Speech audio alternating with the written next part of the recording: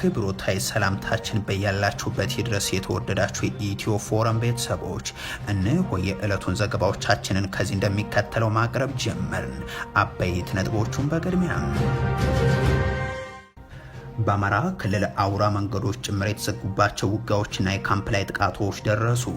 በክልሉ ከተሰጠው ወታደራዊ ስምሪት ባሻገር ጽንፈኛውን ማውገዝ የተሰኙ ሰልፎች መጠራታቸውም ታውቋል።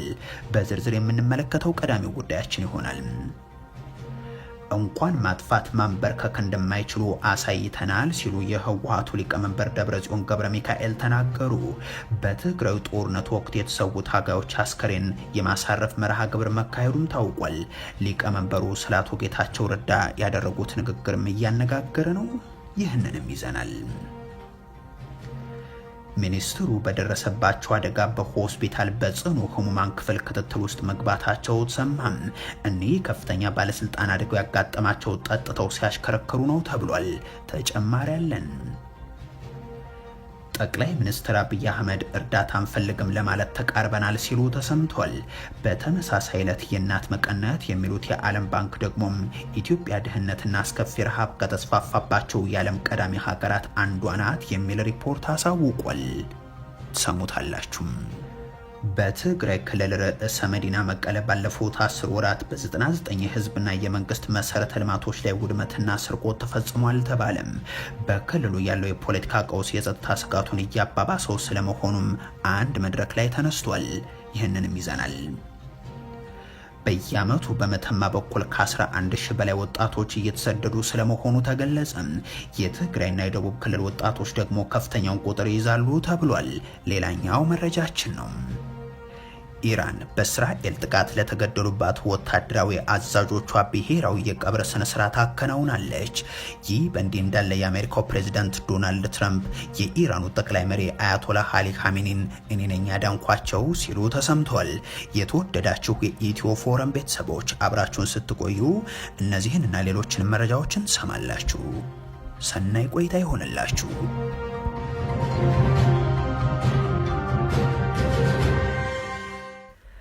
እንኳን ማጥፋት ማንበርከክ እንደማይችሉ አሳይተናል ሲሉ የህወሓቱ ሊቀመንበር ደብረጽዮን ገብረ ሚካኤል ተናገሩ። በትግራይ ጦርነት የተሰዉ ታጋዮችን አስከሬን በክብር ማሳረፍ መርሃ ግብር መካሄዱም ታውቋል።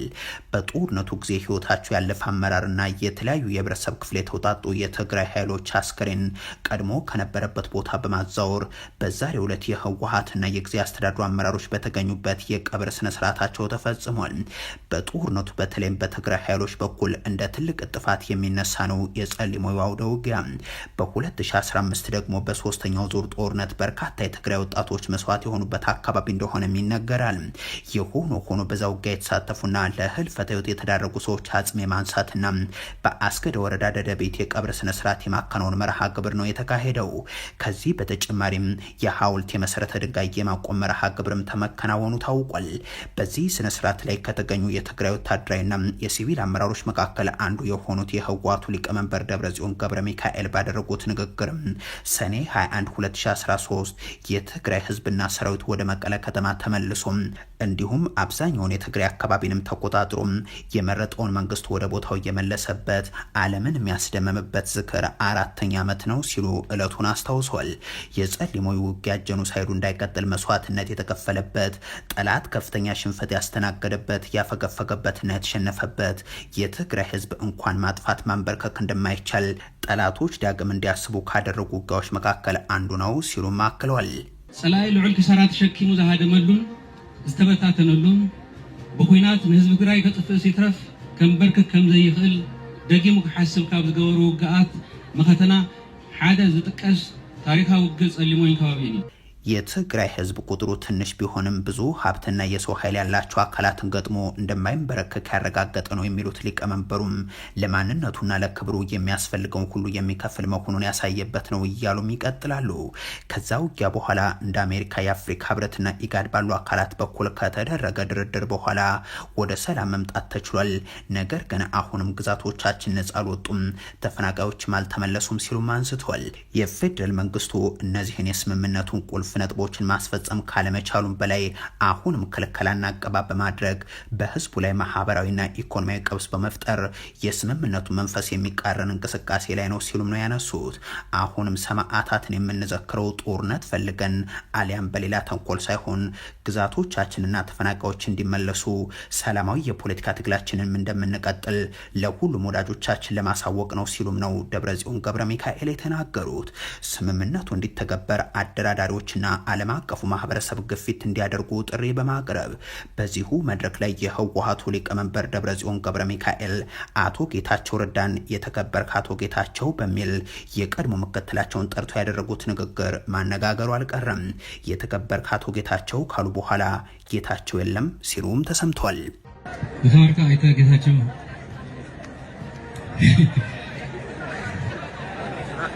ጌታቸው የለም ተከበርክ አይተ አማኑኤል አሰፋ በአማራ ክልል አውራ መንገዶች ጭምር የተሰጉባቸው ውጊያዎችና የካምፕ ላይ ጥቃቶች ደረሱ። በክልሉ ከተሰጠው ወታደራዊ ስምሪት ባሻገር ጽንፈኛውን ማውገዝ የተሰኙ ሰልፎች መጠራታቸውም ታውቋል። የፋኖ አመራሩ ደግሞ የጸረ ማጥቃት ላይ ነን ብለዋል። የክልሉ ጦርነት በተለይም ባለፉት ቀናት የተጠናከረው ከብልጽግናው መንግስት ክረምት ከመግባቱ በፊት ማጽዳት የሚል ዘመቻ ጋር በተገናኘ ነው። በዚህም የፋኖ ይዞታዎች ናቸው ወደ ተባሉ አካባቢዎች ተጨማሪ ሰራዊት በማስገባት የተኩስ ልውጦች ተከፍተዋል። የጎጃም በርካታ አካባቢዎች፣ የደቡብ ጎንደር የተለያዩ ስፍራዎች እንደዚሁም የሰሜን ወሎ ቀጠና በዋናነት ይህ ዘመቻ ዛሬና ትናንት የተደረገባቸው ናቸው። በሰሜን ወሎ ዞን ራያ ቆቦ፣ ሆርማት፣ አራዱምና ጎብዬ በተባሉ 3 ወታደራዊ ካምፖች ላይ የፋኖ ኃይሎች ጥቃት ማድረሳቸውን ሲገልጹ የደረሰውን ጉዳት በተመለከተ ግን የተባለ ነገር የለም። ይልቁንስ ሮቤት ከተማን ጨምሮ አውራ መንገዱን የዘጋ ውጊያ በአካባቢው መካሄዱን አሳውቋል። ትናንትም በዚሁ ዞን ላሊበላ ቅርብ ርቀት ሰኞ ገበያና አካባቢው ከባድ ሰብአዊ ጉዳት ያስከተለ የተኩስ ልውውጥ መደረጉ ታውቋል።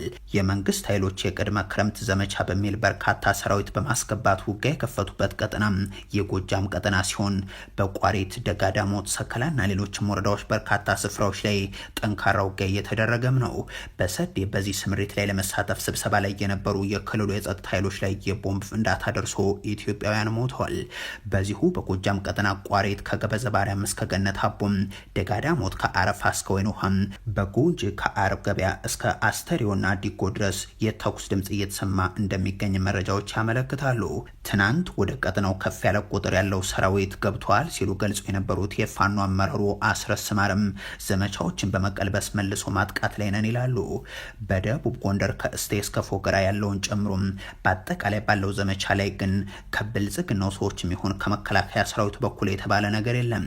ይሁን እንጂ ከ2 ወራት በፊት በአማራም ይሁን በኦሮሚያ ክልል ያሉ ታጣቂዎች ጉዳይ በ2 ወራት ውስጥ እንጨርሳቸዋለን የሚል ንግግር በእዝ አመራሮች ተነግሮ ነበርና የአሁኑ ዘመቻዎችም የዛ አካል እንደሆኑ ለመገመት አያዳግትም። አሸባሪና የጽንፈኛን ኃይል ከጥቅም ውጭ ሆኗል። አሁን ምንም ማድረግ ወደማይችልበት ደረጃ እያደረስነው ነው ያለነው። የቀረውን ኃይል አሁን በዚህ 2 ወር ውስጥ አጠናቀን ለክልሎች ሰጥተን ወደ ዋናው ተግባራችን እንገባለን። በአማራ ክልል በተለያዩ ስፍራዎች እየተደረገ ካለው የእርስ በርስ ጦርነት በተጨማሪም የብልጽግናው መንግስት ሌላኛው ዘመቻ ሰልፍ ሆኗል። ባሳለፍነው ሳምንት በአዊ ዞን አንዳንድ ከተሞች ጽንፈኛውን ማውገዝ የሚል ስም የተሰጣቸው ሰልፎች መደረጋቸው ይታወሳል። ይህ ሰልፍ በተለይም በደቡብ ጎንደርና ጎጃም ቀጠናዎች ነገ እንዲደረግ ሰዎች እየተቀሰቀሱ ነውም ተብሏል። በሰልፎቹ ላይ ያለመገኘት ከጽንፈኞች ወገን መሆን ነው ከሚል ማስጠንቀቂያ ጋር ነው ቅስቀሳው እየተደረገ ያለው ሲሉ ነዋሪዎች አስረድተዋል።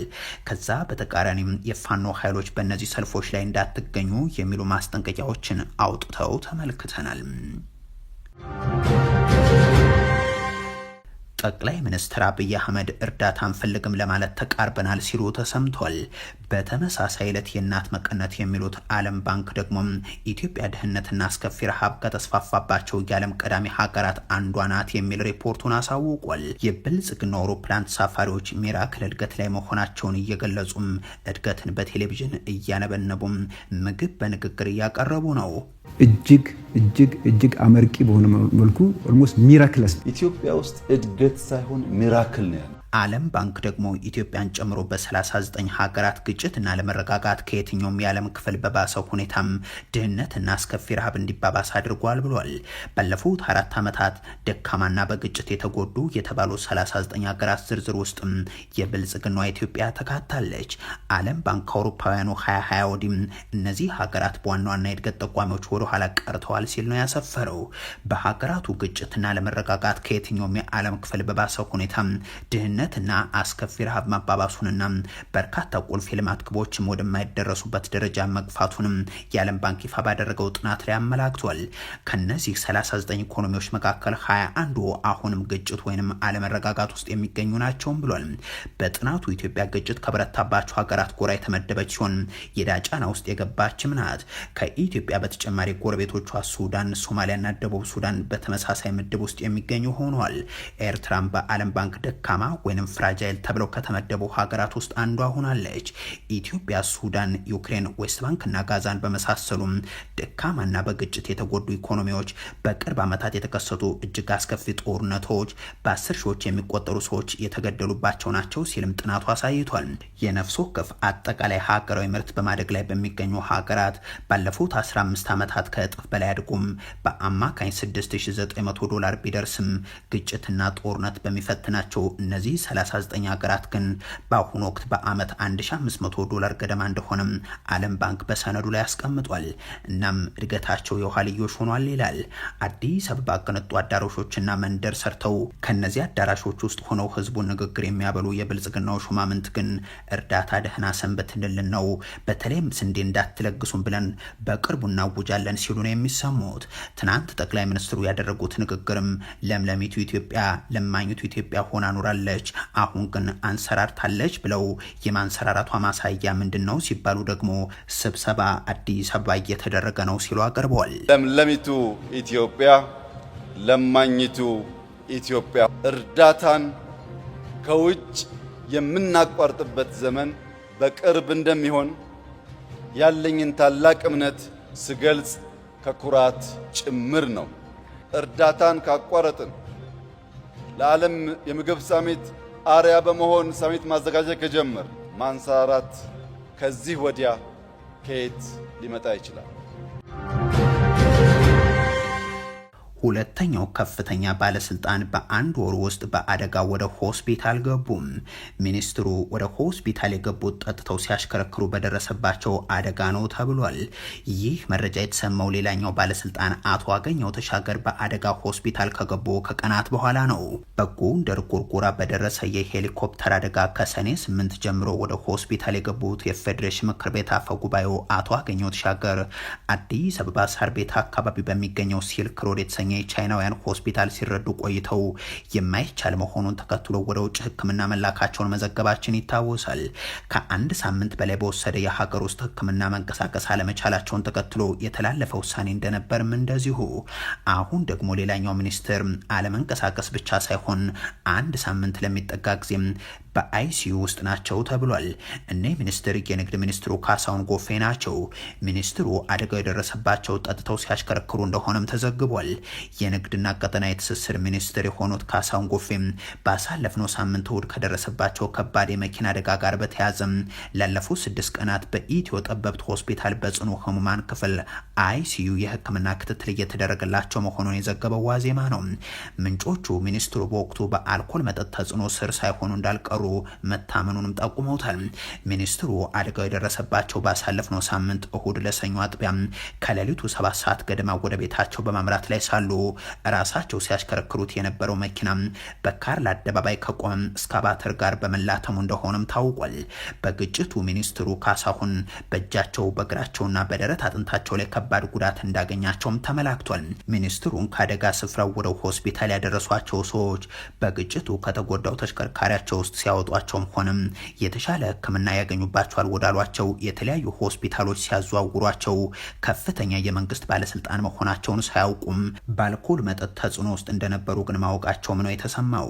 የመኪና አደጋው ጠቅላይ ሚኒስትሩና ሌሎች አካላት እንዳይሰሙት ለመደበቅና ለተሻለ ሕክምና ከሀገር ወጥተው እንዲታከሙ ታስቦ እንደነበርም የመረጃ ምንጩ ዘግቧል።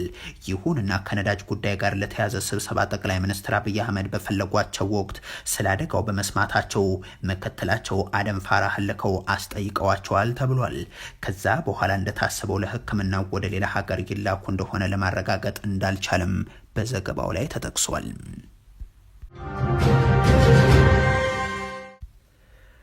በየዓመቱ በመተማ በኩል ከ11 ሺህ በላይ ህጻናትና ወጣቶች እየተሰደዱ ነው ተባለ። የትግራይና ደቡብ ክልል ወጣቶች ደግሞ ከፍተኛውን ቁጥር እንደሚይዙት ሰምቷል። ስደት በተለይም በኢኮኖሚ ምክንያቶች ያለ ቢሆንም በብልጽግናው ዘመን ያለው ስደት ለዛውም ህገወጥ ስደት ግን በገፍ የሚባል ነው። ሀገሪቱን የጦርነትና ግጭት ያደረገው አገዛዙም ለወጣቶች ያቀረበው የስራ ዕድል ውትድርና ነው። ድህነት፣ ተስፋ ማጣት፣ እስርና ወከባን ሽሽት ኢትዮጵያን መሰደዳቸውንም ቀጥሏል። ለወትሮ ያስመረው አገዛዝ የሚገለጽበት ሁነት አሁን የኢትዮጵያ መገለጫ የሆነ ነው። በየዓመቱ 11 ሺህ ህጻናትና ወጣቶች በምዕራብ ጎንደር መተማ በኩል በህገወጥ መልኩ ከሀገር ይወጣሉ የሚል ሪፖርት መውጣቱም የዚህ ማሳያ ነው። የምዕራብ ጎንደር ዞን እንደሚለው ከሆነ ከፍተኛ ቁጥሩን የሚይዙት የትግራይና የደቡብ ክልል ወጣቶች ናቸው። ከመላ ሀገሪቱ በህገወጥ መንገድ በመተማ ዮሐንስ በኩል ወደ ሱዳን የሚወጡ ወጣቶችና ህጻናት ቁጥር በከፍተኛ ሁኔታ እየጨመረ ነው ሲልም አክሏል። በአመት 11 ሺህ ወጣቶች በዚህ መስመር እንደሚወጡ በመጠቆም ወጣቶቹ የቤተሰቦቻቸውን ንብረት በመሸጥ ጭምርም እስከ 1 ሚሊዮን ብር ለደላላ በመክፈል በህገወጥ መልኩ ከሀገር ይወጣሉ ነው ያለው። በዚህ መንገድ ከሀገር ከሚወጡት መካከል ከደቡብ ክልል በተለይም ከወላይታ ዞንና ከትግራይ ክልል የሚወጡት ከፍተኛውን ቁጥር ይይዛሉ ያሉት አንድ የዞኑ አመራር ከሶማሌ ክልል፣ ከምስራቅ አማራ ዞኖች፣ ከወሎና ከሰሜን ሸዋ፣ ከኦሮሚያ አርሲ ዞን እንደዚሁ በርከት ያሉ ሰዎች በመስመሩ በኩል ለመውጣት ይመጣሉ ሲሉ አክሏል።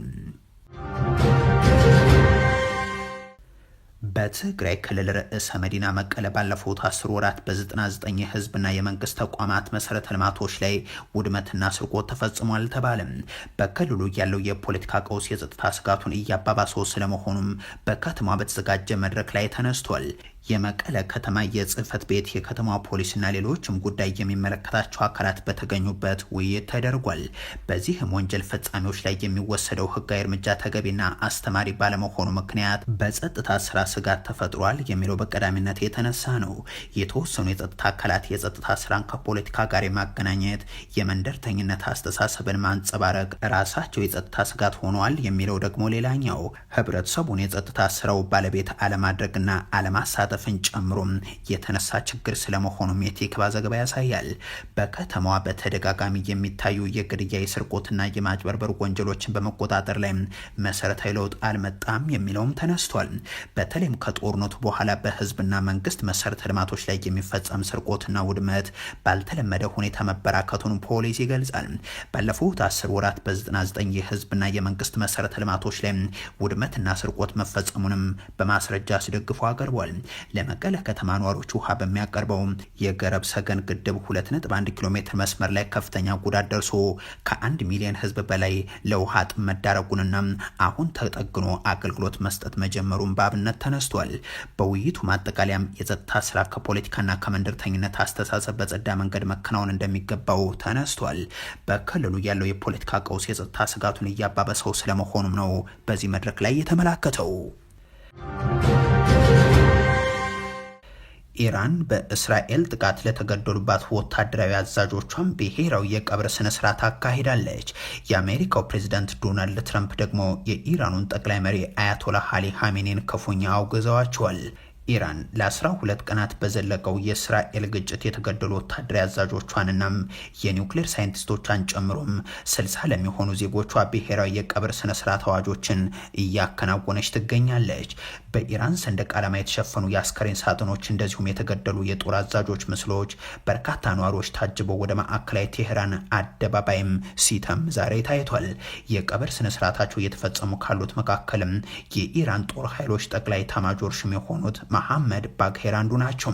በእስራኤል ጥቃት የተገደሉት መሐመድ በጠቅላይ ኤታማዦር ሹምነታቸው የሀገሪቱን ጦር እንደዚሁም የኢራን አብዮታዊ ዘብ ዋነኛ መሪም ነበሩ። ጥቁር ልብስ የለበሱ በርካታ ሀዘንተኞችም መፈክሮችን በማሰማት የኢራን ሰንደቅ ዓላማን በማውለብለብና የተገደሉ ሰዎችን ምስል በመያዝ በአደባባይ ታይተዋል። ይህ በእንዲህ እንዳለ የአሜሪካው ፕሬዚዳንት ዶናልድ ትራምፕ የኢራኑ ጠቅላይ መሪ አያቶላህ አሊ ኻሜኒም ኢራን ከእስራኤል ጋር ባደረገችው የ12 ቀናቱ ጦርነት አሸንፋለች የሚለውን የይገባኛል ጥያቄ አውግዘውታል። ኢራን የኒውክሌር መሳሪያ ለማምረት ከሞከረች አሜሪካ ሀገሪቱን አይቀጡ ቅጣት ትቀጣታለች ሲሉ ማስጠንቅቋል። የአሜሪካው ፕሬዝዳንት የኢራኑን ጠቅላይ መሪ ካስከፊና አሳፋሪ ሞት አድኛቸዋለሁ ሲሉ ገልጸው በቀደመው ቀን ጦርነቱን አሸንፈናል ማለታቸውን በግልጽና በሞኝነት ዋሽተዋል በማለት ገልጸውታል። ትራምፕ አክለውም ሀገራቸው ወድማለች፣ 3 ክፉ የኒውክሌር ጣቢያዎቻቸው ሙሉ በሙሉ ወድመዋል፣ አያቶላህ የት እንደተደበቀ በትክክል እናውቅ ነበር፣ እናም እስራኤል ወይንም የአሜሪካ የጦር ኃይሎችን በዓለም ላይ ትልቅና ኃይለኛ የሆኑትን አያቶላህ ህይወታቸውን እንዲያጠፉ አልፈቀድኩም ነበር ሲሉ ነው የተናገሩት። የተወደዳችሁ የኢትዮ ፎረም ቤተሰቦች ለዛሬ ያሉን መረጃዎች ይህንን ይመስሉ ነበር። አበቃን። ቸር ያሰማን።